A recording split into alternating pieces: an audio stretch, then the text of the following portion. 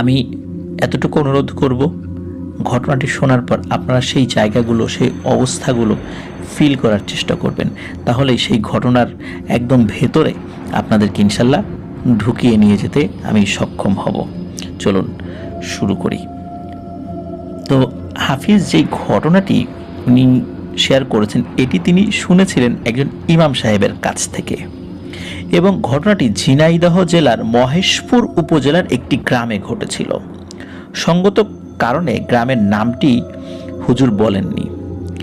এই ইমাম সাহেবের নাম হচ্ছে লাবলু। উনি বয়স্ক মানুষ হওয়ায় চাচা বলেই সম্বোধন করেন তাকে। আর এই লাবলু চাচার বাড়ি হচ্ছে চুয়াডাঙ্গা জেলা সদরেই। এই লাবলু চাচার শ্বশুর বাড়ি ঝিনাইদহ জেলার মহেশপুর উপজেলার স্বরূপপুর ইউনিয়নের কুশাডাঙ্গা গ্রামে। এই ঘটনাটি লাবলু চাচা তার দাদা শ্বশুরের কাছ থেকে শুনেছেন। ঘটনাটি যার সাথে ঘটেছিল তার নাম ছিল দিলু মিয়া। এই দিলু মিয়ার পরিবার খুবই গরিব। ঘটনাটি অনেক আগের। লাবলু চাচা তার দাদা শ্বশুরের কাছ থেকে শুনেছেন এই ঘটনাটি। আর ঘটনাটি ঝিনাইদহ জেলার, এই ঘটনাটি তো শুরুতেই বলেছি যে ঝিনাইদহ জেলার।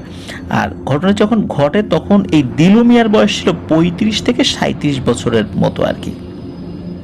আর সময়টা ছিল মহান মুক্তিযুদ্ধের আগের।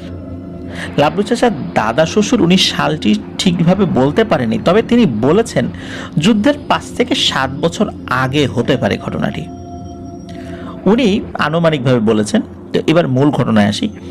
এই দিলু মিয়া একজন কৃষক ছিলেন, আর পাশাপাশি বাড়িতে 2-1টা গরু পালতেন। দিলু মিয়ার বাড়ির পেছনে একটা নদী ছিল। এই নদী যেটা ভারত থেকে বাংলাদেশের সীমানায় প্রবেশ করেছে। এই নদীর পানি দিলু মিয়ার পরিবার ব্যবহার করত, নিজেরা গোসল করত, গরুকেও এই পানিতে গোসল করাতো, এবং গ্রামের অনেকেই এই নদীতে তারা নিজেদের প্রয়োজনীয় কাজ সমাপ্ত করত। তো ঘটনাটি ঘটেছিল রোজার ঈদের ঠিক আগের রাতে, মানে চাঁদ রাতে। দিলু মিয়ার 2টা গরু ছিল। বেশ কিছুদিন ধরে গরুটি পেলে পুষে বড় করছিলেন। তো এর মধ্যে একটি গরু বেশ মোটা তাজা ছিল। দিলু মিয়ার পরিকল্পনা ছিল ঈদের আগের রাতে, মানে চাঁদ রাতে গরুটি জবাই করবেন। ওই গ্রামে একটা নিয়ম ছিল, সেটা হলো যে ঈদের দিন তো আসলে মানুষজন মাংস কিনতে যাওয়া, বিভিন্ন ঝামেলা। এই জন্য কি হতো, রাতের বেলা গরু ছাগল এগুলো জবাই করতো, এবং রাতের বেলায় বেচা কেনা হতো। এটা ছিল ওই গ্রামের একটা নিয়ম আর কি। ওইভাবে মানুষজন বেচা কেনা করতো, নিজেরাই কিনতো। বাইরের লোকজন যে আসতো তা না, ওই গ্রামের লোকজনই কিনতো আর কি। আর পরে ওই রাতের বেলায় মাংস প্রসেস করে রাখতো অথবা রান্না করে রাখতো, পরের দিন খেত ঈদের দিন আর কি। এরকমটা ছিল আর কি।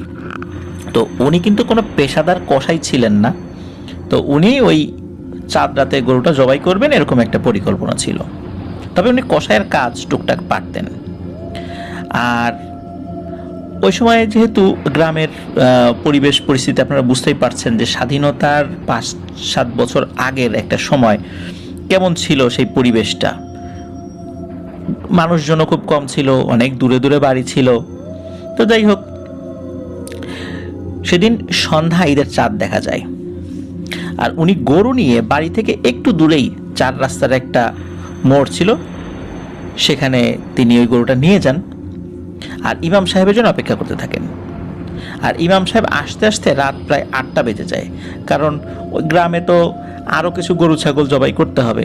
তো উনি ওই জবাই করে ওই পর্যন্ত আসতে দেরি হয়ে যায় আর কি। কারণ ওনাকে আগে বলে রাখা ছিল, আর তখন তো মোবাইল ফোন ছিল না যে উনি কোথায় আছে সেটা জানবে এবং তাড়াতাড়ি আসতে বলবে। এজন্য অপেক্ষা করছিল। আর ইমাম সাহেব মোটামুটি কাছাকাছি এসেছেন। ওই গরুটা ধরেছিল ওনার এক বন্ধু। দিলু মিয়া গরুটা ধরেছিল না আর কি, গরুর দড়ি ধরেছিল না। তো হঠাৎ করে কি হয়, ওই গরুটা তার বন্ধুর হাত থেকে ছুটে ওই নদীর দিকে চলে যায়। নদীর পাড় দিয়ে, নদীর যে শাখাটা মানে ভারত থেকে বাংলাদেশে এসেছে, তো ওই দিকে চলে যায়। ওই নদীর তীরে ছিল একটি পরিত্যক্ত শ্মশান, আর তার পাশেই ছিল একটি পরিত্যক্ত কুয়া, যেটা 1947 সালের দেশভাগের পর আর ব্যবহার করা হয়নি। ওই জায়গাটা খুব নির্জন, মানুষজন যায় না, ঝোপ জঙ্গল হয়ে গেছে আর কি। টোটালি ওই জায়গাটা আসলে অ্যাবান্ডন্ড, মানে পরিত্যক্ত অবস্থায় আছে আর কি। তো এরপর আবার জঙ্গল আছে, তারপরে আবার ভারত বাংলাদেশের বর্ডার রয়েছে, মাঠ রয়েছে, এর অনেক পরে ভারতের গ্রাম রয়েছে। তখন তো এরকম মানে বর্ডারে ফেন্সিং করা ছিল না, মানে কাঁটাতারের বেড়া ছিল না, মানুষ পায়ে হেঁটে চলে যেতে পারত। মানে ওই দিলুমিয়ার গরু যেই দিকে গেছে সেই দিকের আর একটা গ্রামের দূরত্ব অনেক বেশি ছিল। এক কথায় গরু যেদিকে গেছে ওই দিকে বাংলাদেশের আর কোনো গ্রাম নেই, বর্ডার তার অনেক পরে ভারতের একটা গ্রাম। আর শ্মশানের পাশ দিয়ে যে নদী গেছে, এই নদীর একটি পাশ এই দিলুমিয়ার বাড়ির পাশ দিয়ে গেছে। কিন্তু এখন দিলুমিয়া তার বন্ধু এই গরুর পিছু পিছু যায়, কিন্তু গরু তো আর কোনো ঝোপ জঙ্গল এগুলো বোঝে না, সে সোজা দিয়েছে দৌড়। সে জঙ্গল ঝোপঝাড় ভাঙতে ভাঙতে সামনের দিকে চলে যায়। আর দিলুমিয়া আর তার বন্ধু তারা ওই ঝোপ জঙ্গল ধরে না গিয়ে তারা রাস্তা ধরে গরু টার্গেট করে এগিয়ে যেতে থাকে। এক সময় এই দিলুমিয়া আর তার বন্ধু গরু থেকে বিচ্ছিন্ন হয়ে যায়। এভাবে প্রায় 1 ঘন্টা খোঁজার পর তারা দুইজন দেখে এই গরুটি একটি শিশু গাছের নিচে দাঁড়িয়ে রয়েছে। শিশু গাছ তো অনেকেই চিনে থাকবেন। তো ওই গরুটি দাঁড়িয়ে আছে এবং কিছু একটা খাচ্ছে। তখন দিলুমিয়া আর তার বন্ধু গরুটি দেখে কিছুটা স্বস্তি পায় যে না, গরুটা অন্তত পাওয়া গেল। এখন গরুটা যে ধরবে সেটা তো পরের ব্যাপার। এখন কথা হলো, এই শিশু গাছের কাছে যেতে হলে বেশ কিছু ঝোপঝাড় পার হয়ে তারপর ওই শিশু গাছের কাছে যেতে হবে। কিন্তু ওই গরুটি এক মনে নিচের দিকে তাকে কিছু খেয়ে যাচ্ছে। দিলুমিয়া আর তার বন্ধু কি করে, একটা মোটা ডাল হাতে নেয়, মানে তার হাতে একটা ডাল, তার বন্ধুর হাতে একটা ডাল আর কি। এই ডাল সামনে নিয়ে যে ঝোপঝাড় রয়েছে ওই ঝোপঝাড়ের দিকে আগাতে থাকে, ডালটা সামনে দিয়ে হালকা বাড়ি দিতে থাকে যাতে ওর ভিতরে কোনো সাপ পোকা থাকলে সেগুলো সরে যায়, তা পোকামাকড়গুলোকে সরিয়ে দেওয়া যায়। আর তখন কি হয়, এই ডাল দিয়ে ঝোপের মধ্যে আঘাত করলে তো একটা শব্দ হয়। এই শব্দ হওয়ার পরেই এই গরুটা দিলুমিয়ার দিকে তাকিয়েছে। আর সেই সময় ঘটে এক অদ্ভুত ঘটনা। কথিত আছে গল্পের গরু গাছে ওঠে, এবং সত্যি এই ঘটনাটি ঘটে। ওই গরু অন্য কোনো দিকে না দৌড়ে সোজা ওই শিশু গাছের উপরে ওঠা শুরু করে, এবং উঠতে উঠতে গরু একবারে গাছের শেষ মাথায় একটা চিকন ডালে উঠে গরু দাঁড়িয়ে খুব জোরে আওয়াজ করতে থাকে। এই চিৎকারটি ছিল খুবই ভয়ঙ্কর। বর্ষাকালে অনেকগুলো ব্যাঙ যেভাবে শব্দ করে ঠিক সেইভাবে। তো গরু কিন্তু স্বাভাবিকভাবে এরকম শব্দ করে না, আর গরুর তো খুর, সে গাছে উঠবে কিভাবে? কিন্তু সত্যি বানর যেভাবে গাছে ওঠে সেইভাবে গরু গাছে উঠে যায়। এই দৃশ্য দেখে দিলুমিয়া তার বন্ধু খুবই ভয় পেয়ে যায়। প্রথমত গরুর গাছে ওঠা, দ্বিতীয়ত গরু অদ্ভুত রকমের শব্দ করছে প্রচন্ড জোরে। তখন দিলুমিয়ার বন্ধু দিলুমিয়াকে নিষেধ করে যে খবরদার দিলু, গরুর কাছে যাস না। দুজনই বুঝে নেয় এটা কোনো স্বাভাবিক ঘটনা ঘটছে না। তখন দিলুমিয়াকে তার বন্ধু বলে তাড়াতাড়ি বাড়ি চল, এবং দ্রুত আমরা গিয়ে গ্রামের আরও কিছু মানুষজন নিয়ে এখানে আসি। তখন দিলুমিয়া তাদের সম্মতি দেয়। তখন তারা গ্রামে যায়, গিয়ে সবাইকে এই ঘটনা খুলে বলে। অনেকেই এই অদ্ভুত ঘটনার সাক্ষী হতে সাথে যেতে রাজি হয়, কেউ কেউ কৌতূহলবশত যায়। আর যেহেতু চাঁদ রাত ছিল, মানে পরের দিন ঈদ, সেহেতু অনেক রাত পর্যন্ত কিন্তু মানুষ বাইরে থাকে। আর ঈদ উপলক্ষে গরু ছাগল জবাই হয়েছে, সেইগুলো কেনা বেচা চলছে। এটা কিন্তু রোজার ঈদ, কিন্তু কুরবানি ঈদ না। তো তাই রাত বেশি হলেও রাস্তাঘাটে মানুষজন ছিল। তো ওই সময় 25 থেকে 30 জন লোক এই দিলুমিয়া তার বন্ধুর সাথে নিয়ে রওনা দেন। একসময় তারা চলে আসেন সেই শিশু গাছের কাছে, কিন্তু তারা এখন আর সেই গরুটিকে সেই শিশু গাছে দেখতে পায় না। কিন্তু তারা সবাই একটি আজব জিনিস দেখে। সেটা হলো, এই শিশু গাছের নিচে অসংখ্য মাছের কাটা পড়ে রয়েছে। কিছু মাছের মাথা, লেজ ভাঙা ভাঙা অবস্থায় রয়েছে, এবং সেই মাছগুলো দেখে প্রত্যেকের অভিমত ছিল এই মাছগুলো কিছুক্ষণ আগেই নদী বা পুকুর থেকে নিয়ে এসে মাত্রই খাওয়া হয়েছে। তখন সবাই মিলে গরু খুঁজতে শুরু করে। আশেপাশে ঝোপঝাড়, তারপরে এগুলো জায়গা কোনো কিছু বাকি রাখছিল, তন্ন তন্ন করে খুঁজছিল, কিন্তু কেউ গরুকে খুঁজে পায় না। তখন ওখানে যারা ছিল প্রত্যেকেই ধারণা করে ওই গরু কোনো অশুভ কিছুর খপ্পরে পড়েছে, তা না হলে গরু কেন গাছে উঠবে।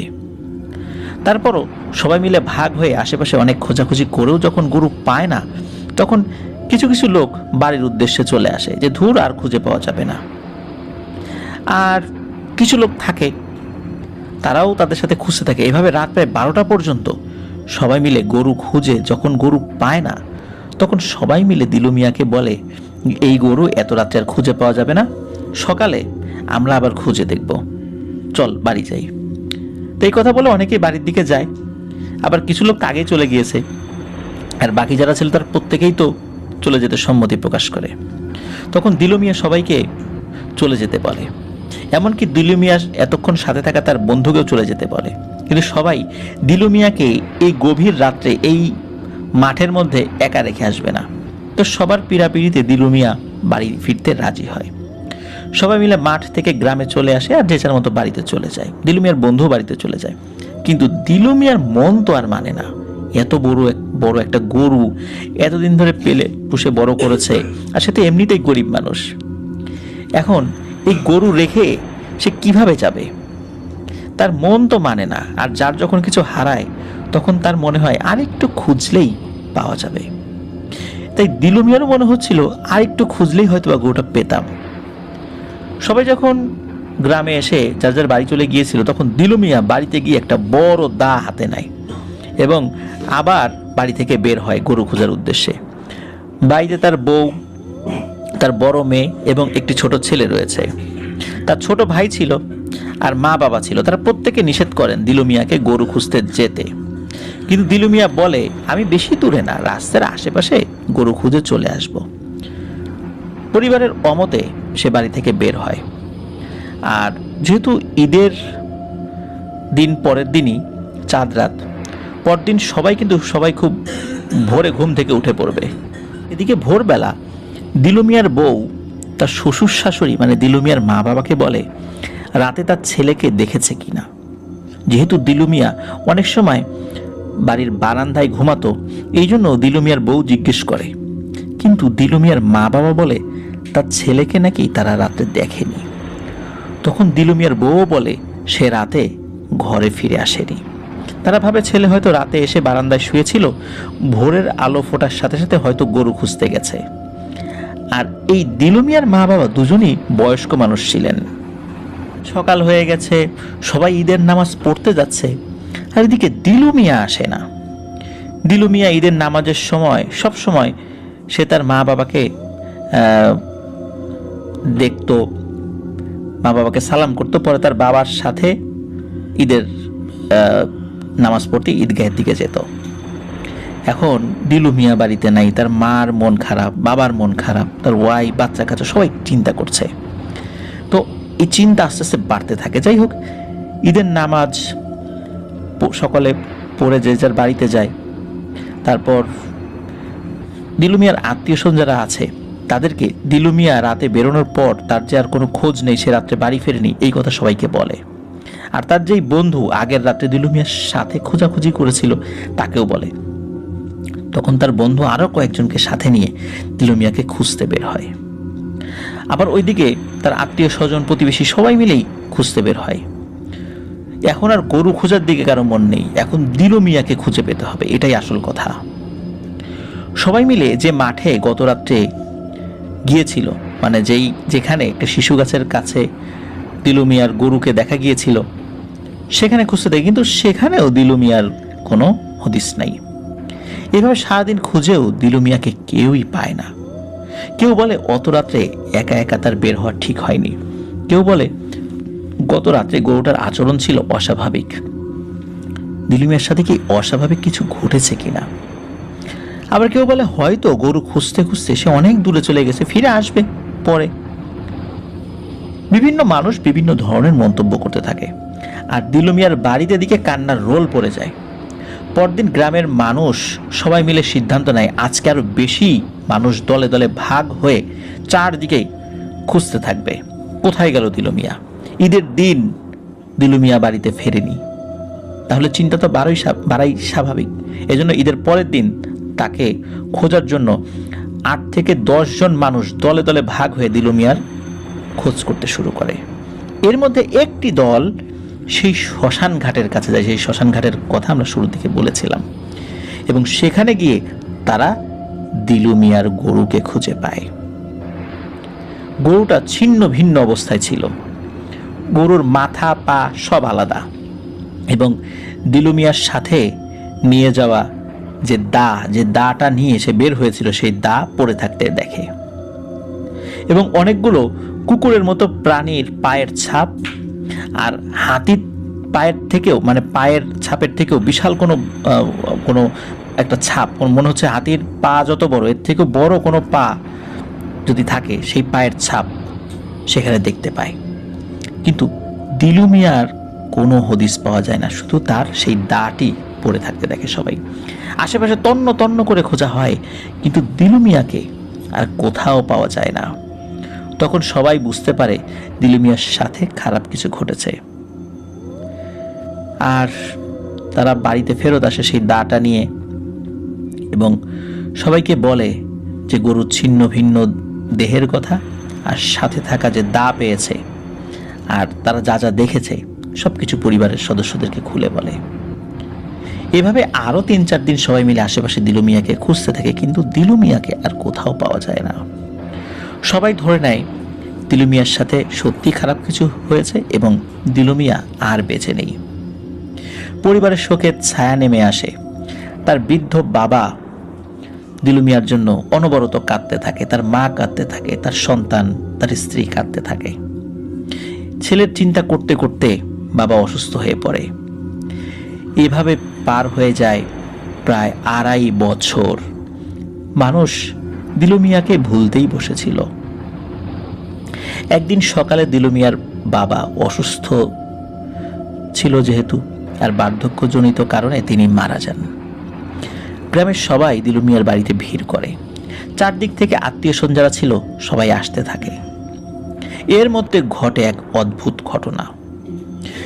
দিলু মিয়ার বাড়ির পাশে যেই নদীটি ছিল, হঠাৎ করে সেই নদীর পানি মনে হচ্ছে একটা বিশেষ জায়গায় ঘূর্ণিপাক খাচ্ছে, এবং ঘূর্ণিপাক খাওয়ার ওই জায়গাটা দিলু মিয়ার ঠিক বাড়ির কাছে, কারণ দিলু মিয়ার বাড়ি থেকে ওই নদীর শাখাটা খুব বেশি দূরে ছিল না, একদম কাছাকাছি ছিল। তো ঘূর্ণিপাক হওয়ার একটা পর্যায়ে ঘূর্ণিপাক থেমে যায় এবং নিচ থেকে হঠাৎ করে বুদবুদ উঠতে থাকে। অনেক সময় কোনো হাঁড়ি বা পাতিলে গরম পানি যখন ফুটতে থাকে তখন যেরকমটা হয় সেভাবে মনে হচ্ছে ওখানে পানি ফুটছে। একটা সময় সেই পানি ফোটাও বন্ধ হয়ে যায়, আর হঠাৎ করে একটা মাথার মতো কিছু একটা ভেসে ওঠে। এই দৃশ্য কিন্তু ওই নদীর ধারে থাকা কয়েকজন লোক দেখছিল কৌতূহল হয়ে, যে হঠাৎ করে এখানে পানির পাক কেন খাচ্ছে, আবার এরকমটা কেন হচ্ছে। এবং একটা মাথার মতো একটা ভেসে ওঠে, এবং ওই জিনিসটা আস্তে আস্তে মানুষের অবয়ব ধারণ করে এবং সাঁতরে তীরে আসতে থাকে। সাঁতরে যখন তীরে আসে তখন দেখে যে মাথার চুল বড় বড়, দাড়ি গোফ বড় বড় একটা লোক। তো তাকে দেখে শুরুর দিকে কেউ চিনতে পারেনি, কিন্তু কয়েক মিনিট পর চিনতে পারে, আরে এ তো দিলু, এখান থেকে কিভাবে আসলো। আর এই যে লাবলু সাহেব, যিনি ইমাম সাহেব, এই লাবলু চাচার দাদা শ্বশুর ওখানে ছিলেন। তার দাদা শ্বশুরের ভাষ্য মতে তার শরীরে সেই সময় যে পোশাকটা ছিল হারিয়ে যাওয়ার সময়, মানে সে ঘর থেকে যেটা পরে বের হয়েছিল ওইটাই সে পরেছিল। তার পুরো শরীর ছিল ভেজা, তার চুলে জটলা বেঁধে গেছে, মানে জট পেকে গেছে, গোফদারি বলেছি এতটাই বড় হয়ে গেছে শুরুতে, মানে হঠাৎ করে দেখলে যে কেউ চিনতে ভুল করবে। তো দিলু মিয়া তার বাড়িতে ঢোকার সাথে সাথে স্বাভাবিকভাবেই তার পরিবার কান্নায় ভেঙে পড়ে, কিন্তু দিলু মিয়া একেবারেই নির্বিকার। সে বাড়িতে ঢুকে বাড়ির উঠোনে একটি কুলবরই গাছ ছিল, সেই গাছের গোড়ায় হেলান দিয়ে বসে পড়ে। পরিবারের সদস্য, গ্রামের লোকজন বিভিন্ন ধরনের প্রশ্ন দিলু মিয়াকে করতে থাকে। শুধু একটি প্রশ্নে বেশি বেশি করে করতে থাকে, এতদিন দিলু মিয়া কোথায় ছিল, কোথা থেকে এলো। কিন্তু দিলু মিয়া কোনো প্রশ্নের উত্তর দিতে পারে না, শুধু ফ্যাল চোখে তাকিয়ে থাকে, এবং দিলু মিয়ার চোখ থেকে অঝোর ধারায় পানি পড়ছে। কেউ কেউ দিলু মিয়াকে বলছে যে তোমার বাবা তো মারা গেছে, আর অনেকদিন পরে তুমি বাড়িতে ফিরেছো, এই জন্যই হয়তো বা কাঁদছো, কিন্তু কথা তো বলবা, কথা বলো। কিন্তু দিলু মিয়া কোনো কথা বলে না। দিলু মিয়ার বাবার লাশ গোসল করানো হয়, যখন জানাজা পড়ানো হয়, জানাজায় দিলু মিয়া শরিক হয়। ওই কুলবরই গাছ থেকে উঠে গিয়ে জানাজায় শরিক হয়। জানাজা করানোর পর দাফন করার সময় দিলু মিয়া ওই কবরের পাশে দাঁড়িয়েছিল, কবর খোঁড়া হয়েছিল সেখানে দাঁড়িয়েছিল, কিন্তু কারোর সাথে কোনো কথা বলেনি। যখন দাফন করা শেষ হয় তখন দিলু মিয়া আবার হেঁটে হেঁটে বাড়িতে ফিরে ওই কুলবরই গাছের গোড়ায় বসে পড়ে। এদিকে আসরের নামাজের পর দিলু মিয়া হঠাৎ করে ওই কুলবরইয়ের গাছের গোড়া থেকে উঠে দাঁড়ায়। উঠে দাঁড়িয়ে সে তার মেয়ের কাছে যায়, ছেলের কাছে যায়। মেয়ে এবং ছেলের মাথায় হাত বোলায় এবং মায়ের কাছে কিছুক্ষণ বসে থাকে। সবাই তাকে খাবার দিয়েছিল, কিন্তু সে কিন্তু কোনো খাবারই খায়নি। সে হাত দিয়ে প্লেট দূরে সরিয়ে দিয়েছিল। মাগরিবের আজানের ঠিক আগে হঠাৎ করে কি হয়, চারদিকে প্রচন্ড জোরে কুকুর ডাকতে থাকে এবং কুকুরগুলো ডাকতে ডাকতে দিলু মিয়ার বাড়ির কাছে চলে আসে। আর দিলু মিয়ার বাড়ির আশেপাশেও যে কুকুরগুলো ছিল সেগুলো এসে ওই কুকুরগুলোর সাথে যোগ দেয়। আর ওই কুকুরগুলা দিলু মিয়ার বাড়িতে ঢুকে দিলু মিয়াকে ঘিরে ফেলে এবং তার দিকে তাকিয়ে ঘেউ ঘেউ শব্দ করতে থাকে। দিলু মিয়া কি করে, উঠে দাঁড়ায়। কুকুরের দিকে তার কোনো ভ্রুক্ষেপ নেই। পরিবারের প্রত্যেকটি সদস্যর দিকে সে খুব ভালো করে তাকায়। তখন তার চোখ দিয়ে অঝোর ধারায় পানি পড়ছিল। তার স্ত্রী, তার মেয়ে, তার ছোট ছেলে, তার মা সকলকে দেখে। তারপর সে আবার ওই নদীর দিকে হাঁটতে থাকে। ওই কুকুরগুলো দিলু মিয়ার পিছু নেয় এবং ডাকতে থাকে। দিলু মিয়া নদীর কাছে যায়, তখন হঠাৎ করে নদীর ওই যে জায়গাটায় হঠাৎ করে পাক শুরু হয় এবং বুদবুদি উঠতে থাকে। দিলু মিয়া যখনই এটা দেখেছে তখন সে আবার সাঁতার শুরু করে। সাঁতার দিয়ে ওই বুদবুদির কাছে গিয়ে দিলু মিয়া হারিয়ে যায়। গ্রামের কয়েকজন এটা দেখেছে। এটা দেখার পর যখন দিলু মিয়ার উঠে আসছে না, তখন আবার তারা সেখানে গিয়েছে সাঁতার কাটতে কাটতে। তখন কিন্তু আর ওই বুদবুদি নেই, একদম স্বাভাবিক হয়ে গেছে। ওখানে কিন্তু ওরকম স্রোতও ছিল না, একদম স্বাভাবিক ছিল। তখন অনেকে ডুব দেয়, কিন্তু দিলু মিয়াকে আর কোথাও খুঁজে পাওয়া যায় না। তো যাই হোক, এটা নিয়ে আবার চিৎকার চেঁচামেচি শুরু হয়ে যায় যে দিলু মিয়া পানিতে ডুবে গেছে। তারপরে অনেক খোঁজাখুঁজি হয়েছে ওই জায়গাটাতেই, কিন্তু দিলু মিয়াকে আর কোথাও খুঁজে পাওয়া যায়নি। ওদিকে পরিবারের লোকদের মধ্যে আবারও কান্নার রোল পড়ে যায়। একে তো পরিবারের একজন মুরব্বী সদস্য মারা গেছেন, তারপরও 2.5 বছর পর পরিবারের এক সদস্য ফিরে এসেছে। ফিরে আসার পর আবারও সে চলে গেল। তো দিলু মিয়া পুনরায় নিখোঁজ হওয়ার পর গ্রামের মানুষের মধ্যে বিভিন্ন ধরনের সন্দেহ জাগে। কারণ দিলু মিয়া মারা গেছে এটা তো সবাই ধারণাই করে নিয়েছিল। এখন কথা হচ্ছে, দিলু মিয়া যেহেতু এইভাবে রহস্যজনকভাবে এসেছে আবার রহস্যজনকভাবে চলে গেল, তখন সকলে বিশ্বাস করে যে দিলু মিয়ার সাথে সত্যি অস্বাভাবিক কিছু হয়েছে এবং যেভাবেই হোক দিলু মিয়াকে ফিরিয়ে আনতে হবে এবং এটা সম্ভব। ওই গ্রামে অনেকেই টুকটাক কবিরাজি করত। দিলু মিয়ার পরিবার সব কবিরাজের সাথে যোগাযোগ করে, কিন্তু কোনো কবিরাজ দিলু মিয়ার বিষয়ে কোনো সমাধান দিতে রাজি হয় না। শুধু একটা কথাই বলে, দিলু মিয়ার সাথে যা ঘটেছে সেটা খুবই ভয়াবহ। যেই এই বিষয়ের সমাধান দেওয়ার চেষ্টা করবে সে সহ তার পরিবার একদম নিশ্চিহ্ন হয়ে যাবে। পরে তারা স্থানীয় এক মসজিদের ইমাম সাহেবের সাথে কথা বলেন। ইমাম সাহেব একদিন সময় নেন, তিনি বিষয়টা দেখবেন বলে আশ্বস্ত করেন। পরের দিন যখন দিলু মিয়ার পরিবার ওই ইমাম সাহেবের সাথে দেখা করেন, তখন ইমাম সাহেব বলেন দিলু মিয়াকে নিয়ে কোনো তথ্য তার অধীনে থাকা জিনেরা দিতে চায়নি। জিনেদেরকে অনেকবার বলার পরেও দিলু মিয়া সম্পর্কে কোনো তথ্য বলতে তার অপারগতা প্রকাশ করছে এবং ওই জিনেরা নাকি দুহাত করজোরে সেই ইমাম সাহেবকে বলেছে যে দোহাই লাগে, দিলু মিয়ার সম্পর্কে কোনো প্রশ্ন আমাদেরকে জিজ্ঞেস করবেন না এবং দিলু মিয়ার বিষয়ে কোনো তথ্য আমরা দিতে পারবো না। যদি বিন্দুমাত্র চেষ্টা করি তার বিষয়ে তথ্য অনুসন্ধান করার, তাহলে আমরা আর বেঁচে থাকতে পারবো না, আমরা আমৃত্যু কারাগারে কাটাতে হবে এমনও হতে পারে, অথবা আমাদের মৃত্যুদণ্ড দিতে পারে। সুতরাং এই প্রশ্ন আমাদেরকে করবেন না। তখন হুজুর বুঝে যান দিলু মিয়ার সমস্যার সমাধান করা এটা কোনো জিনেদের পক্ষে সম্ভব নয়, এই সমস্যার সমাধান কোনো মানুষের পক্ষেই করা সম্ভব, কোনো জিন এটা কোনো সমাধান দিতে পারবে না। এমত অবস্থায় এই হুজুর, ওনার একজন ওস্তাদ যিনি সিলেটে ছিলেন, একজন কামেল একজন হুজুর, তখন দিলু মিয়ার পরিবারকে বলেন যে আমি তো এটার কোনো সমাধান করতে পারলাম না, এই কামেল হুজুরের ঠিকানাটা নেন, আমার কথা বলবেন, আপনারা তার সাথে যোগাযোগ করেন, ইনশাল্লাহ উনি আপনাদের হয়তো নিরাশ করতে চাইবেন না, কারণ তিনি অনেক বড় বুজুর্গ একজন ব্যক্তি, আল্লাহ তাআলা ওনাকে অনেক ভালোবাসেন, উনি হয়তোবা যদি আল্লাহর কাছে দোয়া করেন এই সমস্যার সমাধান হতে পারেন। সবাই রাজি হয় সেই কামেল হুজুরের সাথে দেখা করার জন্য।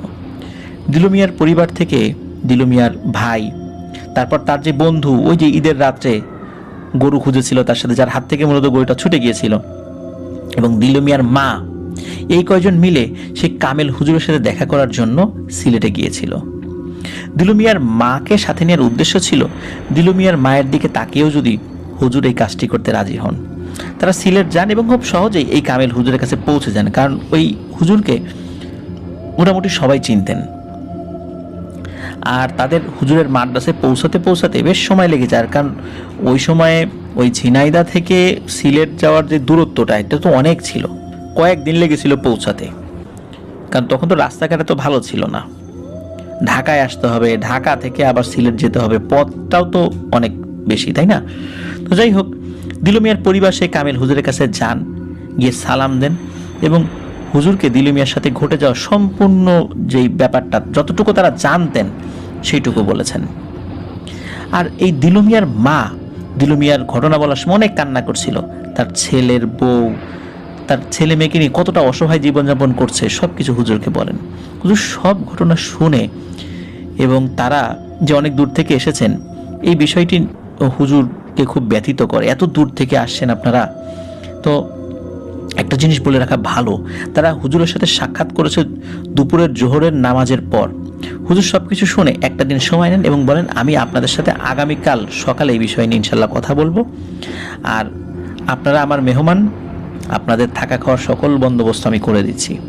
তো ওনাদের থাকা খাওয়ার সকল বন্দোবস্ত হুজুর নিজ দায়িত্বে করে দেন। পরদিন সকালবেলা হুজুর লোক দিয়ে দিলু মিয়ার পরিবারকে ডেকে পাঠান, যেখানে তাদেরকে রাখা হয়েছিল সেখান থেকে ডেকে পাঠান তার কাছে। দিলু মিয়ার পরিবারের যারা গিয়েছিল সবাই সেখানে আসে। তখন হুজুর দিলু মিয়ার মাকে বলে, দিলু মিয়ার যে মেয়ে আছে তার বয়স কত? তখন দিলু মিয়ার মা বলে, দিলু মিয়ার 2 সন্তানের মধ্যে তার মেয়ে বড় সন্তান, তার বয়স 13 বছরের মতো হবে। তখন হুজুর বলেন, আপনার এই নাতনিকে খুব দ্রুত বিয়ে দিয়ে দেবেন, খুব অল্প সময়ের মধ্যে, আর পুরো গ্রামের মানুষকে দাওয়াত দিবেন, বিশেষ করে প্রত্যেকটা বাড়ি থেকে একজন করে, আর যত দ্রুত সম্ভব এটা দিতে হবে। সম্ভব হলে এই সপ্তাহের পরের সপ্তাহে যে শুক্রবার আসে শুক্রবারটা বিয়ের দিন নির্ধারণ করেন, এবং এই সময়ের মধ্যেই আপনাদেরকে কোনো পাত্র খুঁজে বের করতে হবে। ওই সময় তো অল্প বয়সে মেয়েদের বিয়ে হয়ে যেত, 13 বছর বয়স কিন্তু ওই সময়ের প্রেক্ষাপটে সেটা কিন্তু ঠিক বয়স ছিল। তো যাই হোক, তো যদি এটা করেন হুজুর বলে তাহলে আপনার ছেলের জন্য ভালো হবে। এই কামেল হুজুর দিলু মিয়ার পরিবারের যারা হুজুরের সাথে দেখা করতে গিয়েছিলেন তাদের সাথে বসে 15 দিন পর যে শুক্রবার আসবে সেই শুক্রবারের মধ্যেই মেয়ের বিয়ের সব কিছু ঠিকঠাক করার কথা বলেন এবং ওই শুক্রবার বিয়ের দিন ধার্য করতে বলেন। বলে রাখা ভালো, সেই সময়ে আমি তো আবারও বলছি যে খুব দ্রুত বিয়ে হয়ে যেত। তো যাই হোক, কিছু সময় পর এই হুজুর দিলু মিয়ার ভাই আর তার বন্ধুকে একটু বাইরে যেতে বলেন। তিনি দিলু মিয়ার মায়ের সাথে একটু একা কথা বলতে চান। তখন তারা দুজন বাইরে যান। তখন হুজুর একটা দোয়া পড়েন, দোয়া পড়ার পরে বলেন যে এই মুহূর্তে আমার আশেপাশে কোনো জিনও নেই, কোনো বার্তাবাহক জিনও নেই যে কোনো তথ্য এখান থেকে ফ্ল্যাশ হবে, সুতরাং আপনাকে আমি কিছু কথা বলবো, এই কথাগুলো আপনার ভেতরে রাখবেন, কাউকে জানতে দিবেন না, এবং এই কাজটা আপনাকেই করতে হবে। তখন হুজুর দিলু মিয়ার মাকে একটা ছোট কাচের বোতলের মধ্যে পানি দেন এবং তিনি বলে দেন, এই মেয়ের বিয়ের দিন, মানে দিলু মিয়ার মেয়ের বিয়ের দিন তোমার ছেলে আবার আসবে এবং মেয়ের বিয়ে হওয়া পর্যন্ত ছেলে থাকবে, ঠিক মাগরিবের আজানের আগ মুহূর্তে এই ছেলে আবার পানির মধ্যে ডুব দিয়ে অদৃশ্য হয়ে যাবে। এই ছেলে যখন আসবে তখন খুব কৌশলে এই পানি তাকে খাওয়াতে হবে, আর এই পানি খাওয়ার সাথে সাথে ছেলে অজ্ঞান হয়ে যাবে, মানে দিলু মিয়া অজ্ঞান হয়ে যাবে। তারপর যখন জ্ঞান ফিরবে তখন ছেলে স্বাভাবিক হয়ে যাবে, কথা বলতে পারবে। ইনশাল্লাহ এর মধ্যেই আমরা আপনার বাসায় হাজির হব। এবং এই যে কথাটা, এই কথাটা কাউকে বলা যাবে না, তাহলে কিন্তু এই পানির গুণাগুণ নষ্ট হয়ে যাবে। আর এটাও বলে দেন সেই হুজুর যে আপনার ছেলে যে কথা বলতে পারছে না, বিষয়টা এরকম নয়, সাময়িক সময়ের জন্য আপনার ছেলের কথা বলার শক্তিটা নষ্ট করে দেওয়া হয়েছে। যদি এই পানিটা খাওয়ান তাহলে আপনার ছেলে আবার কথা বলতে পারবে এবং তার কাছ থেকে আমরা বিস্তারিত জানতে পারবো, তখন কাজ করাটা সুবিধা হবে। আর আবারও বলছি, কাউকে এই কথা শেয়ার করা যাবে না, বিশেষ করে পানির কথা। আর পরবর্তীতে ওই হুজুর দিলু মিয়ার ভাই এবং বন্ধুকে ডেকে বলে, আপনাদের সাথে ওই মেয়ের বিয়ে সম্পর্কিত যে বিষয়গুলো বলেছি কাউকে এলাকায় গিয়ে এর মূল বিষয়ে বলবেন না। তো যাই হোক, তারা আবার রওনা দেন। কয়েকদিন সময় লাগে তাদের বাড়িতে আসতে। সবাই যখন জিজ্ঞেস করে দিলু মিয়ার বিষয়ে হুজুর কি বলেছে, যারা হুজুরের সাথে দেখা করতে গিয়েছেন সবাই একই কথা বলতে থাকে যে হুজুরের সাথে দেখা হয়নি, হুজুর ভারতে গেছে, হুজুরের পরিচিত যারা আছেন তারা 1 মাস পরে যেতে বলেছেন। এর বাইরে তারা আর কিছু বলে না গ্রামের মানুষকে। এদিকে হাতে সময় কম, ওই মেয়েকে বিয়ে দেওয়ার জন্য ছেলে খোঁজা শুরু করে। এক পর্যায়ে ওই গ্রামের একটা ছেলের সাথে বিয়ে ঠিক হয়, বিয়ের দিন ধার্য করা হয় সেই শুক্রবারে। এই শুক্রবার হুজুর বলে দিয়েছেন। শুরু হয় গ্রামে প্রতি পরিবার থেকে একজন করে দাওয়াত দেওয়ার কাজ। দেখতে দেখতে শুক্রবার চলে আসে, বাড়িতে বিশাল আয়োজন চলছে। ঠিক দুপুরবেলা নদীতে তখন অনেকেই গোসল করছে জুম্মার আগে, ওই সময় নদীর মাঝখানে ঘূর্ণিপাক শুরু হয়। আর এই ঘূর্ণিপাকের ভেতর থেকে আবার হঠাৎ করে কিছু একটা ভেসে ওঠে এবং সাঁতার কাটতে কাটতে তীরে চলে আসে। তখন সবাই দেখে আর এটা কেউ না, এই কয়েকদিন আগে, সপ্তাহখানেক আগে যে দিলু মিয়া আবার যে হারিয়ে গিয়েছিল সে দিলু মিয়া আবার ফেরত এসেছে। আর দিলু মিয়ার ওই দৃশ্য দেখে সবাই ভয় পেয়ে দ্রুত নদী থেকে উঠে পড়ে। তার দিকে হইচই শুরু হয়ে যায় যে দিলু মিয়া আসছে, দিলু মিয়া আসছে। আর যেহেতু দিলু মিয়ার বাড়ি তো নদীর পাশেই ছিল, দিলু মিয়া দ্রুতই তার বাড়িতে পৌঁছে যায়। গ্রামের মধ্যে খবর উঠে যায় দিলু মিয়া আবার ফেরত এসেছে। দিলু মিয়া কি করে, সোজা বাড়িতে গিয়ে সেই কুল গাছের নিচে হেলান দিয়ে বসে পড়ে। সেই একই পোশাক, একই রকমের চুলদাড়ি। প্রথমবার দিলু মিয়া যখন এসেছিল তখন কিন্তু সবাই কৌতূহল বশত দেখতে এসেছিল, কিন্তু এইবার দিলু মিয়ার কাছেও কেউ যাচ্ছে না, ভয়ে সবাই ভয়ে দূরে সরে যাচ্ছে। দিলু মিয়ার মা, ভাই, বউ, ছেলে মেয়ে সবাই দেখা করতে আসে। তারা অনেক কথা জিজ্ঞেস করে, কিন্তু দিলু মিয়া কোনো কথারই উত্তর দিতে পারে না। ঠিক আগের মতোই নির্বিকার ভাবে তাকিয়ে আছে এবং চোখ দিয়ে অঝোর ধারায় পানি পড়ছে। এর মধ্যে মেয়ের বিয়ে হয়ে যায়, বরযাত্রী বউ নিয়ে চলে যায়। একই গ্রামের তো কাছাকাছি আর কি, যাদের দাওয়াত ছিল তারাও দাওয়াত খেয়ে চলে যায়।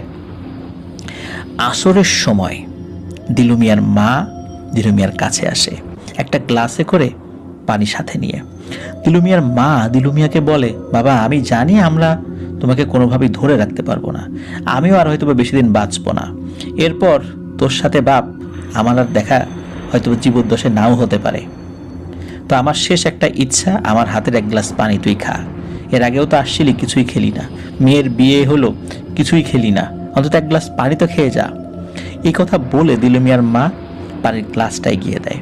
দিলু মিয়া কিছুক্ষণ চুপচাপ থেকে মায়ের হাত থেকে পানির গ্লাসটা নেয় এবং অল্প সময়ের মধ্যে সে ঘুমিয়ে পড়ে, মানে অল্প সময়ের মধ্যে, অজ্ঞানও না, সে ঘুমিয়ে পড়ে বা অজ্ঞান হয়ে গেছে এরকমটা আর কি। তো সবাই তখন তাকে ধরে একটা রুমের মধ্যে নিয়ে রেখে দেয়। এর কিছু সময় পরেই সে কামেল হুজুর চলে আসেন, আর সাথে আসেন 13 জন যুবক যারা প্রত্যেকেই কোরআনে হাফেজ ছিলেন। তখন হুজুর দিলু মিয়া যে রুমের ভেতরে আছে সেই রুমের ভিতরে একা যান এবং ভেতর থেকে দরজা বন্ধ করে দেন। কিছু সময় পর হুজুর বের হন এবং বলেন যে দিলু মিয়াকে ঘরের বাইরে উঠোনে নিয়ে আসেন সবাই ধরাধরি করে। যাই হোক, দিলু মিয়াকে উঠোনে নিয়ে আসে সবাই। তখন হুজুর দিলু মিয়ার চারদিকে 4 কোণার একটা বৃত্ত আঁকে, মানে একটা বৃত্ত, সেই বৃত্তর আবার মানে একটা বর্গাকৃতির একটা চিহ্নের ভিতরে বৃত্ত, মানে সেটার আবার 4টা কোণা আছে। তো প্রতিটি বৃত্তে মানে প্রতিটি পাশে, চার কোণার চারপাশে একজন করে কোরআনে হাফেজকে দাঁড় করিয়ে দেওয়া হয়। তো চারজন তো চার কোণায় দাঁড়িয়ে আছে, বাকি 9 জন কোরআনে হাফেজকে দিলু মিয়ার বাড়ির যেই পাশে নদী রয়েছে সেই নদীর বরাবর 9 জন হাফেজকে দাঁড় করিয়ে রাখা হয়, কিন্তু হাফেজের মুখ ছিল দিলু মিয়ার বাড়ি বরাবর আর তাদের পেছন সাইড ছিল নদী বরাবর। আর সেই কামেল হুজুর, সেইখানকার স্থানীয় এক হুজুর যিনি ছিলেন, যিনি খবর দিয়েছেন, তাকেও ডেকে আনা হয়। সেই কামেল হুজুর ছিলেন দিলু মিয়ার মাথার কাছে দাঁড়িয়ে, আর স্থানীয় যে ইমাম সাহেব তিনি ছিলেন এই দিলু মিয়ার পায়ের কাছে দাঁড়িয়ে। এরপর কি হয়, ঠিক মাগরিবের আজান দেবে এর 5 মিনিট আগে নদীতে ঘূর্ণিপাক শুরু হয়ে যায়। নদীর পানি 8 থেকে 10 ফুট নাকি উপরে উঠে যায়, মনে হচ্ছে জলোচ্ছ্বাস শুরু হয়ে গেছে। এর কিছুক্ষণ পর বিশাল ঝড় শুরু হয়, কিন্তু সবগুলো কিন্তু হচ্ছে দিলু মিয়ার বাড়ি কেন্দ্রিক, অন্য কোথাও না। ওই ঝড় বা বাতাস অন্য কোথাও নেই। এরপর নদী থেকে অনেক জোরে শব্দ হতে থাকে, অনেকটা ব্যাং ডাকলে যেমন শব্দ হয় ঠিক সেই রকম শব্দ। এর মধ্যেই মসজিদ থেকে মাগরিবের আজান শুরু হয়ে যায়, আর আজান শুরু হওয়ার সাথে সাথে সবকিছু একদম নিস্তব্ধ হয়ে যায়, যেন একটু আগে কিছুই ঘটেনি। তখন হুজুর বলে, আলহামদুলিল্লাহ, আপাতত কোনো সমস্যা নেই, তবে আমাদের কাজ কিন্তু এখন অনেক বাকি রয়ে গেছে। আমরা মাগরিবের নামাজ পড়ে আপনাদের বাড়িতে আসবো। দিলু মিয়ার মাকে বলেন আপনার ছেলেকে আপনি গোসল করিয়ে রুমে নিয়ে যান। এই বলে হুজুর সহ তার টিম মসজিদে চলে আসেন। তারা মাগরিবের নামাজ পড়ে দিলু মিয়ার বাড়িতে যান। দিলু মিয়ার বাড়ির লোকজন তাদের রাতের আপ্যায়ন করেন। খাওয়া দাওয়া শেষে সবাই আবার মসজিদে ফেরত যান, সেখানে রাত্রি যাপন করেন এবং হুজুর বলে যান দিলু মিয়ার যখন জ্ঞান ফিরবে সাথে সাথে যেন তাকে ডাকা হয়। আর দিলু মিয়ার বাড়ি থেকে মসজিদ কাছেই ছিল, 2-3 মিনিটের পায়ে হাঁটা পথ আর কি। তো হুজুর চলে যান 13 জন হাফেজ সহকারে। পরদিন ভোরবেলা দিলু মিয়ার ভাই এসে বলে দিলু মিয়ার জ্ঞান ফিরেছে। তখন হুজুর স্থানীয় ইমাম সাহেব তার 13 জন হাফেজকে নিয়ে দিলু মিয়ার বাড়িতে যান। গিয়ে দেখেন দিলু মিয়াকে ঘিরে সবাই বসে রয়েছে। তখন হুজুর সবাইকে রুম থেকে দূরে সরে যেতে বলেন। শুধু স্থানীয় ইমাম আর সেই কামেল হুজুর এবং 13 জন কোরআনে হাফেজকে ভিতরে রেখে রুম বন্ধ করে দেন এবং সবাইকে আশেপাশে আসতে নিষেধ করে দেন, মানে বাইরের লোকদেরকে। কামেল হুজুর দিলু মিয়াকে জিজ্ঞেস করে, দিলু, সেই রাতে তোমার সাথে কি হয়েছিল বলো তো? তুমি এতদিন কোথায় ছিলে? তখন দিলু মিয়া কথা বলতে শুরু করেন, তার সাথে ঘটে যাওয়া সেই ঘটনা বলতে থাকেন। প্রিয় লিসেনার্স, তার সাথে আসলে কি ঘটেছিল এখন আপনারা জানতে পারবেন। লাবলু চাচার দাদা শ্বশুরের ভাষ্যমতে, যিনি পরবর্তীতে শুনেছিলেন, উনিও ওই ঘরের বাইরে দাঁড়িয়েছিলেন। ওই হুজুর তো তাদেরকে বাইরে যেতে বলেছিলেন, পরবর্তীতে আর কি শুনেছেন আর কি। তো দিলু মিয়া হুজুরদেরকে বলেন তার একটি ভুলের কারণে আজ তার এই পরিস্থিতি। সেদিন রাতে সেই গরু খুঁজতে খুঁজতে সে শ্মশান ঘাটের কাছে চলে আসে। সে দেখে তার গরু শ্মশান ঘাটের পাশে দাঁড়িয়ে রয়েছে, সেখানে একটি কুয়া রয়েছে, কুয়া থেকে কাছাকাছি আর কি। আর 5-6টি কুকুর গরুর গলায় কামড় দিয়ে ধরে আছে।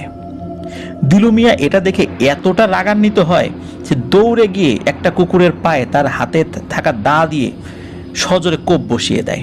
আর যখনই একটা কুকুরের পায়ে কোপ দিয়েছে, সাথে সাথে কুকুরগুলো ভয়ঙ্কর আওয়াজ করতে থাকে এবং শ্মশান ঘাটের পাশে একটি কুয়া ছিল, সেই কুয়ার মধ্যে লাফিয়ে পড়তে থাকে। এই কুকুরগুলোর আওয়াজ ছিল অনেকটা ব্যাং ডাকলে যেরকম আওয়াজ হয় ঠিক তেমন। এবং যেই কুকুরের পায়ে আঘাত করেছে সেই কুকুরটা কিন্তু কুয়ার মধ্যে লাফ দেয়নি, সে মুহূর্তের মধ্যে বিশাল এক দানবের রূপ ধারণ করে, যার চোখ ছিল একটা, পুরো শরীর ছিল লোমে ভর্তি এবং এই দানবের পা থেকে রক্ত বের হচ্ছে। এই দানব তার লোমশ হাত দিয়ে দিলু মিয়ার দিকে, মানে তার হাতটা এগিয়ে দেয়। তো দিলু মিয়াকে ধরতে চাইছে, এইটা দেখে দিলু মিয়ার সাথে সাথে একটা চিৎকার দিয়ে অজ্ঞান হয়ে পড়ে যায়। দিলু মিয়ার ভাষ্যমতে যখন তার জ্ঞান ফেরে তখন সে দেখে তার চারপাশে মানুষের আকৃতিরই, চেহারাও মানুষের মতো অনেকগুলো এরকম মানুষ দাঁড়িয়ে আছে, কিন্তু এই মানুষগুলো স্বাভাবিক মানুষের থেকে অনেক লম্বা, এক একজন প্রায় 12-14 ফিট হবে, এতটা লম্বা। তো এদের সামনে একজন লোক চেয়ারে বসে আছে, খুব ভদ্র সুদর্শন একজন মানুষ এবং বয়স্কও বটে। তো একজন বলে ওঠে, সর্দার, এই মানুষটি একটি লোহার দা দিয়ে আমাদের স্বজাতির এক ভাইয়ের পায়ে আঘাত করেছে এবং সেই ভাই এখন আহত অবস্থায় এক পাহাড়ে চিকিৎসা নিচ্ছে। এখন সর্দার, আপনার কাছে এই ব্যক্তির শাস্তি দাবি করছি। আমরা চাইলে তাকে শাস্তি দিতে পারতাম, কিন্তু আপনি আমাদের সর্দার, আপনি বলেছেন আপনার অনুমতি ছাড়া আমরা যেন কাউকে কোনো শাস্তি না দেই, এই জন্য আমরা আপনার কাছে নিয়ে এসেছি, এখন এর বিচার করেন। তখন দিলু মিয়া বুঝতে পারে সে আর মানুষের জগতে নাই, সে এখন জিনদের জগতে চলে আসছে। তখন সেই সর্দার দিলু মিয়াকে প্রশ্ন করে, তুমি কেন তাকে আঘাত করেছ? তখন দিলু মিয়া সব ঘটনা খুলে বলে। জিনের সর্দার সব শুনে আর এক জিনকে জিজ্ঞেস করে, আচ্ছা এই মানুষটি যা বলছে এটা কি সত্যি? তখন সেই জিন বলে, হ্যাঁ, সে যা বলেছে তার 100% সত্যি। ঈদের রাত হওয়ার কারণে আমরা 6 জন মিলে ঘুরতে বের হই। এক পর্যায়ে গ্রামের পাশেই একটা গরু দেখতে পাই। আমরা 6 জন গরুর মধ্যে প্রবেশ করি এবং গরুকে নিয়ে আনন্দ করতে থাকি। গরু রূপেই আমরা নদীর মাছ খেতে থাকি, এই গাছ ওই গাছ ঘুরে বেড়াতে থাকি। যেহেতু চাঁদ রাত, আমাদের মনেও আনন্দ ছিল পরের দিন ঈদ। যখন বুঝি ফজরের আজান দিতে বেশি দেরি নেই, তখন আমরা গরুর ভেতর থেকে বের হয়ে আসি এবং কুকুরের রূপ নিয়ে আমরা সবাই মিলে গরুর রক্ত খেতে থাকি। কে বেশি করে গরুর গলা থেকে রক্ত খাবে এটা নিয়ে আমরা প্রতিযোগিতা করতে থাকি।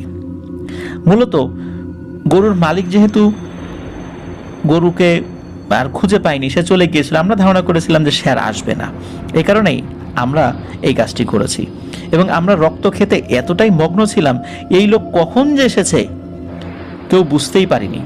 আর সে এসেই আচমকা কোনো ধরনের কোনো শব্দ না করে, সে যদি শব্দও করতো তাহলে আমরা হয়তো বা এখান থেকে সরে যাওয়ার সুযোগ পেতাম। সে কোনো ধরনের কোনো শব্দ না করে আমাদের এক ভাইকে আঘাত করে বসে। সব শুনে জিনের সর্দার বলে যে, তোমরা কেন এই গরুটার দিকে নজর দিয়েছো সেটা আগে বলো। তখন ওই জিনেরা কোনো উত্তর দিতে পারে না। ওখানে 5 জন জিন ছিল, মানে আরো জিন ছিল, কিন্তু যারা নালিশ করতেছিল 5 জনের ভিতরে একজন তো আহত অবস্থায় পাহাড়ে চিকিৎসা নিচ্ছে। তখন বলে যে, তোমাদের কাজ কি এটা?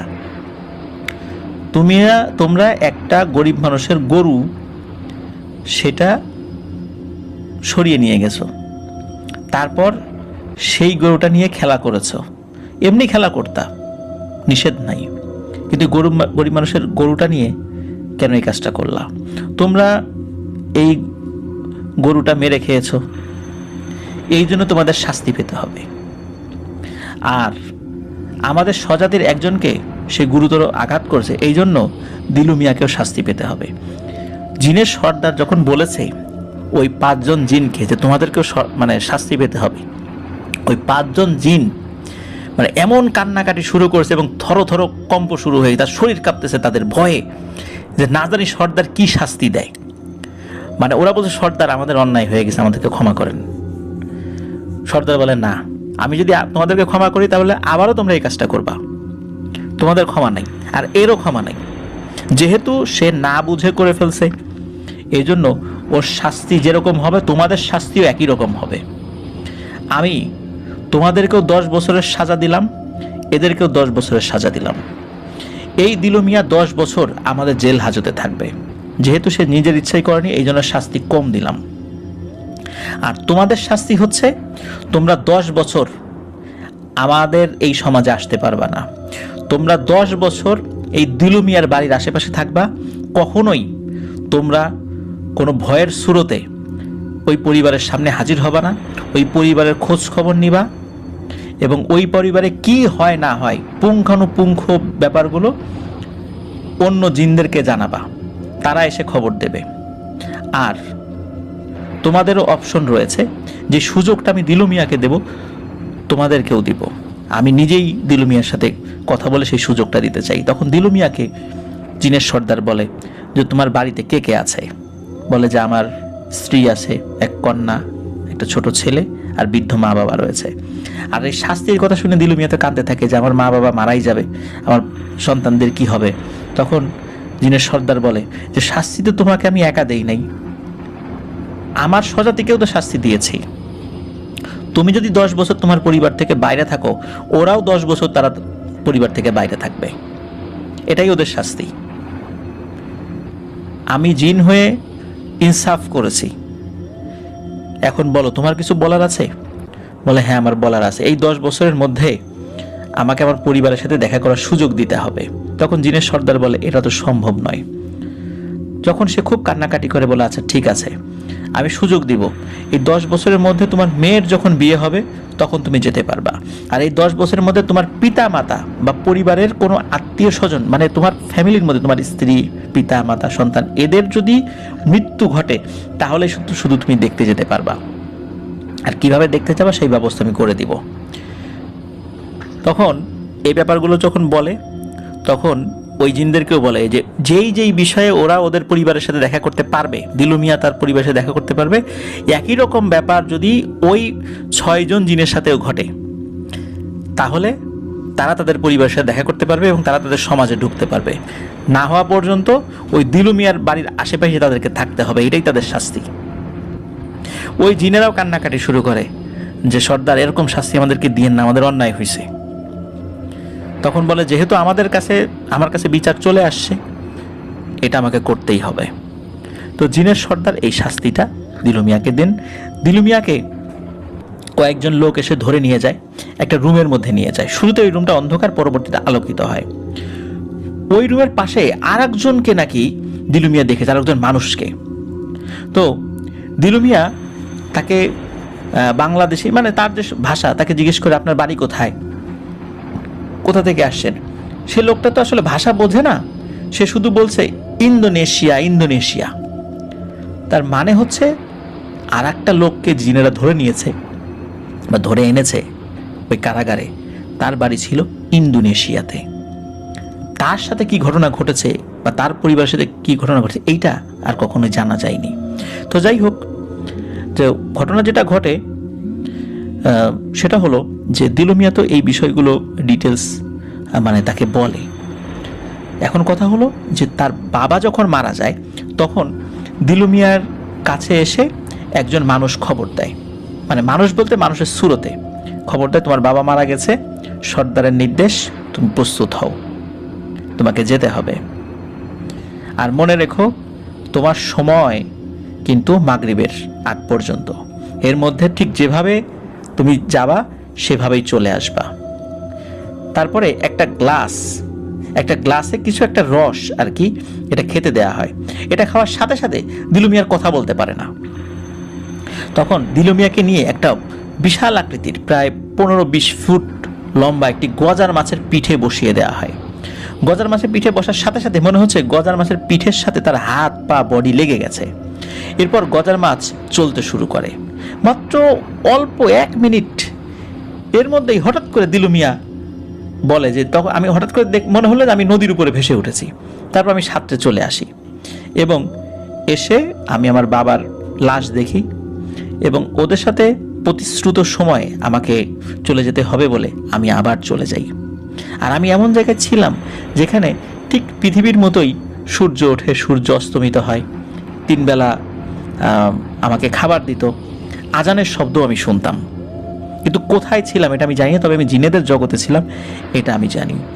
তো যাই হোক, তখন হুজুর বলে যে তোমার মেয়ের বিয়ের সময় তুমি তো আসতে পারবা, এই জন্য আমি বলেছিলাম যে কত দ্রুত তোমাকে আবার বাড়ির দিকে নিয়ে আসা যায়।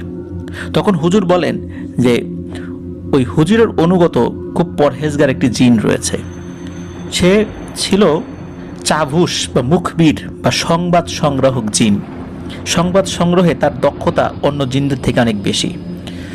যখন হুজুর এই সম্পর্কে জানার জন্য সেই জিনকে দায়িত্ব দেয় তখন সেই জিন প্রথমে ঘুরে এসে বলে যে হুজুর এই বিষয়ে আমি কোনো তথ্য সংগ্রহ করতে পারিনি, কারণ এটা এমন একটা জায়গায় যেই জায়গায় জিনেদের প্রবেশের অনুমতি নেই, শুধু নির্দিষ্ট কিছু জিনেরাই বা অনুমোদিত কিছু জিনেরাই সেখানে প্রবেশ করতে পারে। তখন হুজুর ভালো করে রিকোয়েস্ট করেন যে তোমাকে তো আমি খুব ভালোবাসি, বিশ্বাস করি, তুমি আরেকটু চেষ্টা করে দেখো কিভাবে সমস্যাটার সমাধান করা যায়। তখন ওই জিনটি কিছুক্ষণ চুপ করে থেকে বলে আচ্ছা ঠিক আছে, আমি যাই, আবার দেখি আমি কোনো তথ্য সংগ্রহ করতে পারি কিনা। অনেকক্ষণ পরে এসে ওই জিন হুজুরের কাছে বলে যে আমার এক বন্ধু ওই জায়গার আশেপাশে থাকে, তার কাছে আমি দিলু মিয়া সম্পর্কে জিজ্ঞাসা করি। তখন সে বলে যে দিলু মিয়াকে 10 বছরের শাস্তি দেওয়া হয়েছে, সে শুধু হাতে গোনা কয়েকবার বাড়িতে যেতে পারবে, তার পরিবারের এই ঘটনা যদি ঘটে তাহলে শুধু যেতে পারবে, তার মেয়ের বিয়ে এবং পরিবারের কোনো সদস্যের মৃত্যু হলে সে যেতে পারবে। এবং অন্য যে জিনেরা, যে 6 জন জিন, একজন তো আহত ছিল, পরে তাকেও ধরে নিয়ে তার বাড়ির কাছে রেখে আসা হয়েছে। এই 6 জন জিনের শাস্তি হচ্ছে এই 10 বছর দিলু মিয়ার শাস্তি শেষ হবে, এই 6 জন জিনের শাস্তিও শেষ হবে। তো এই তথ্যটা শুধু জেনে আসে, কিন্তু এতটুকু তথ্যের বাইরে কোনো জিনের ক্ষমতা নাই এই বিষয়ে উপকার করা। শুধু এতটুকু তথ্যই আনতে পেরেছিল, কিন্তু কোথায় রাখা হয়েছে, কোন জেলখানায় রাখা হয়েছে, এই বিষয়েও ওই জিনটি কোনো তথ্য দিতে পারেনি। তো তার বন্ধু জিনের কাছ থেকে এই তথ্য নিয়ে এসে হুজুরকে জানায়। তখন হুজুর এই কারণেই বলেছিল যে মেয়ের বিয়ের দিন তো তাহলে দিলু মিয়া আসবে, আর দিলু মিয়া আসলেই তাকে খুব কৌশলে আটকে ফেলতে হবে এবং তারপরে এই সমস্যার সমাধান করতে হবে। তো যাই হোক, এভাবে প্রাথমিক একটা সমস্যার সমাধান হয়, কিন্তু ফাইনাল সমস্যার সমাধান কিন্তু হয়নি। কারণ দিলু মিয়ার শাস্তি কিন্তু শেষ হয়নি। কেবল 2.5 বছর 20 দিনের মতো শাস্তি অতিক্রান্ত হয়েছে। 2.5 বছরের মাথায় তো তার বাবা মারা গেলে সে আসে, আবার এই যে 2 সপ্তাহ পর তার মেয়ের বিয়েতে আসে, এই তো সময়, এখনও কিন্তু তার শাস্তি আরও অনেক বাকি রয়ে গেছে। তো যাই হোক, এটাও বলা ছিল দিলু মিয়া যদি বাড়িতে গিয়ে কোনো কারণে না ফেরত আসে, তাহলে তাকে তো ধরে নিয়ে আসা হবে এবং আমৃত্যু জিনেদের কারাগারে তাকে থাকতে হবে। এ কারণে দিলু মিয়া কিন্তু চলে যেতে বাধ্য হয়েছিল। তো যাই হোক, এখন যেটা হয়, হুজুর বলেন যে আজকে মাগরিবের আজানের আগ মুহূর্তে আমরা শ্মশানের সেই জায়গায় যাব এবং কুয়ার কাছে যাব। স্থানীয় সেই মসজিদের ইমাম সাহেব, দিলু মিয়া, তার মা এবং সেই কামেল হুজুর এবং সাথে থাকা 13 জন কোরআনে হাফেজকে নিয়ে সেই কুয়ার কাছে যান। সেই হুজুর ছোট্ট একটা সূচ বের করেন, তার 13 জন শিষ্যের আঙ্গুল থেকে 1 ফোঁটা করে রক্ত নেন এবং দিলু মিয়ার আঙ্গুল থেকেও 1 ফোঁটা রক্ত নেন এবং এই রক্তগুলো একটা শিশিতে ভরেন এবং তার সাথে ওনার কাছে থাকা আর একটা বোতলে কিছু পানি ছিল, সেই পানির সাথে ওই রক্ত মেশান। ওই রক্ত এবং ওই পানি মিশ্রিত, মানে ওই ইয়েটা আর কি, কুয়ার মধ্যে ফেলে দেন এবং কুয়ার মধ্যে ফেলার আগে ওই কুয়ার চতুর্দিকে একটা বন্ধনী দিয়েছিলেন, একটা দাগ দিয়েছিলেন। তো যাই হোক, কুয়ার মধ্যে ফেলার অল্প কিছুক্ষণের মধ্যেই, তখনও কিন্তু সন্ধ্যা একদম লাগেনি, অন্ধকার হয়নি, 4 থেকে 5 ফুট লম্বা একটা সাপ কুয়ার উপরে উঠে আসে। এটা দেখে ওই কামেল হুজুর, মানে একটা সাপ না, কয়েকটা সাপ আর কি, তো সাপগুলোর উদ্দেশ্যে বলেন, আমি তোমাদের সাথে কথা বলতে চাই না, তোমাদের সর্দারের সাথে কথা বলতে চাই, তাকে গিয়ে আমার সালাম জানাও। এই কথা শোনার পর ওই সাপগুলো একদম স্বাভাবিকভাবেই আবার কুয়ার মধ্যে থেকে যেভাবে এসেছিল আবার সেভাবেই চলে যায়। এর ঠিক 2 থেকে 3 মিনিট পর বিশাল আকৃতির একটা সাপ কুয়ার ভেতর থেকে উপরে উঠে আসে। এই সাপটি ফনা তুলে রেখেছিল এবং কুয়া থেকে প্রায় 20 হাত উপর পর্যন্ত ওই ফনা এবং তার বডিটা ছিল আর কি, এমনভাবে ছিল। এটা দেখে হুজুর তাকে খুব সুন্দর করে আসসালামু আলাইকুম রহমতুল্লাহ বলে সালাম দেন এবং বলেন যে আমি আপনাকে অনুরোধ করছি, আপনি আপনার স্বাভাবিক চেহারায় আসেন, এই চেহারায় আমি আপনার সাথে কথা বলতে পারছি না এবং আশেপাশের লোকজন ভয় পাচ্ছে। তখন ওই সাপটি আবার ঠিক যেভাবে এসেছিল কুয়ার মধ্যে চলে যায়। এর অল্প সময়ের মধ্যেই কুয়ার ভেতর থেকে একজন বৃদ্ধ, খুব সুন্দর চেহারা একজন বৃদ্ধ, সে উঠে আসে এবং তখন ওই বৃদ্ধ সালামের উত্তর নেন যে ওয়ালাইকুম আসসালাম রহমতুল্লাহ। তখন কামেল হুজুর জিনের সর্দারকে বলেন, আপনি কেন অন্যায়ভাবে এই ছেলেটিকে শাস্তি দিয়েছেন? আপনি এই ছেলেটার এই শাস্তি থেকে মুক্তি দেন, আপনি সেটা পারবেন।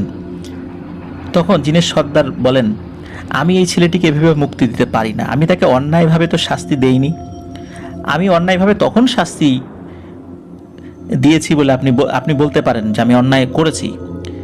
যদি আমি শুধু তাকে শাস্তি দিতাম, আমি তো আমার স্বজাতির 6 জনকেও শাস্তি দিয়েছি যারা দিলু মিয়ার সাথে অন্যায় করেছে।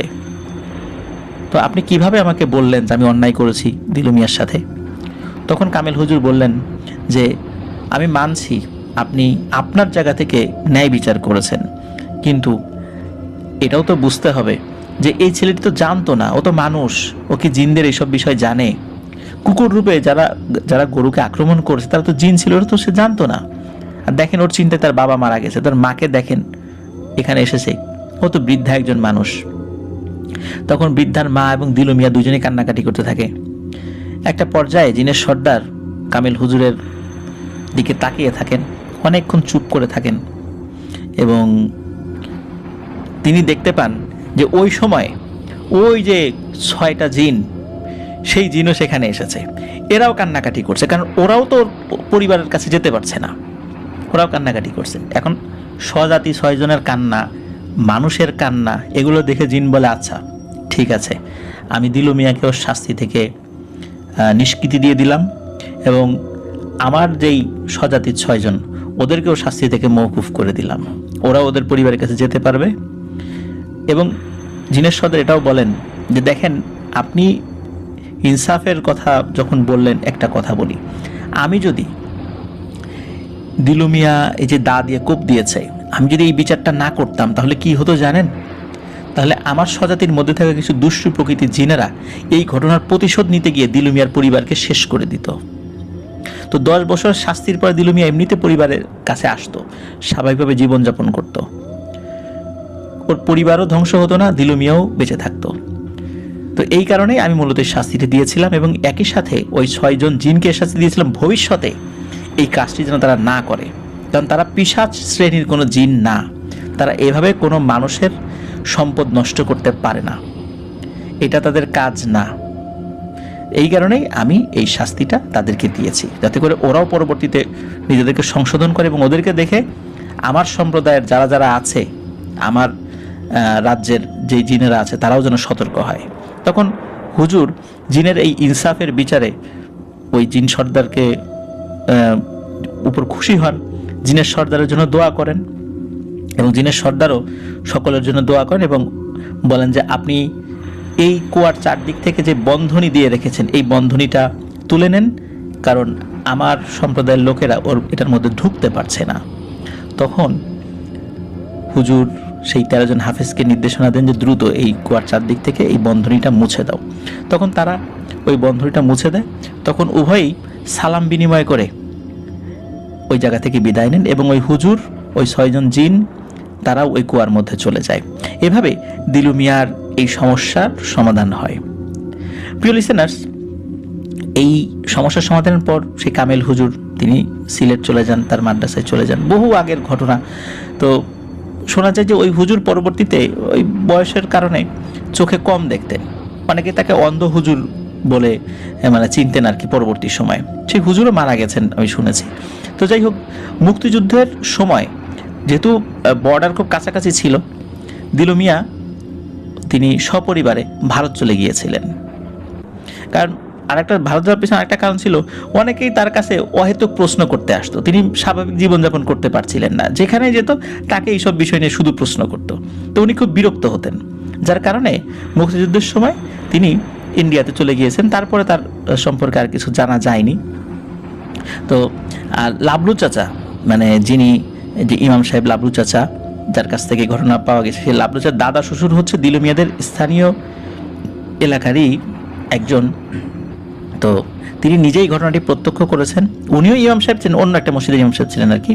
তো প্রিয় লিসেনার্স, এটা ছিল ঘটনা। আসলে এই ঘটনার সত্য মিথ্যা যাচাই করা এখন অনেক কঠিন। পৃথিবীতে এমন অনেক ব্যাপার হয় যেগুলো আসলে সত্য মিথ্যা এখন আমাদের পক্ষে যাচাই করা সম্ভব নয়, কিন্তু অনেক রহস্যময় ব্যাপার যেগুলো সত্য। প্রিয় লিসেনার্স, দীর্ঘ একটি ঘটনা আপনাদের সামনে উপস্থাপন করলাম।